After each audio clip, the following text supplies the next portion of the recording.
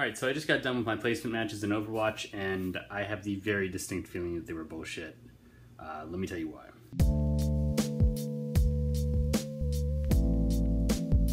So I want you to imagine your placement matches being dealt to you out of a deck of cards. This is the hand I was dealt. These L's don't stand for losses, but rather levers. Some of these leavings helped me, some of them assured a win in a game that was otherwise uncertain. Some of these losses gave me free losses, basically. That my skill and my ability and my team's ability to work together were completely negated by having one person on our team leave. Now, whether it helped or hurt was completely arbitrary. It was exactly the same as flipping a coin. This card represents a landslide game.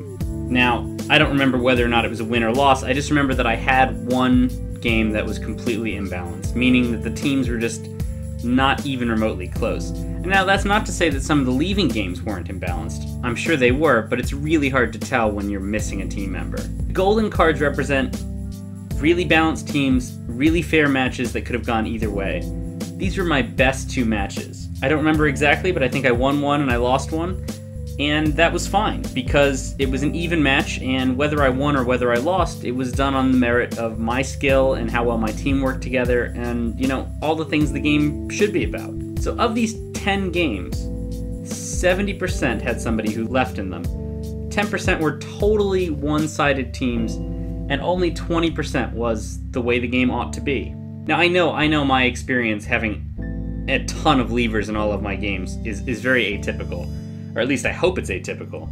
I'm sure you guys maybe experience one or two levers, but even that's really unacceptable because, I mean, it's 20% of what evaluates you as a player. And if you were unlucky enough to have the lever be on your team, that's a demerit against you. That might even place you in a lower league or significantly lower your score. Recently, I shoot between 50 and 60% accuracy with hit scan weapons, and I'm not too far off that with projectiles either. A good percentage of those shots are headshots. I have good knowledge of positioning and not overextending. I understand compositions and how the game works. But it feels like none of those metrics were properly evaluated. It feels like no matter how well I played, it didn't matter.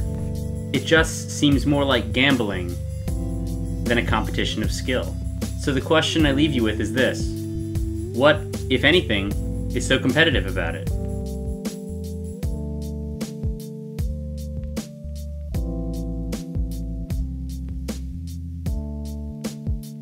For those of you wondering where the last two vlogs have been, I had a severe problem with my iPad and I've been unable to get the files off of it, and I'm still not entirely sure how to fix that.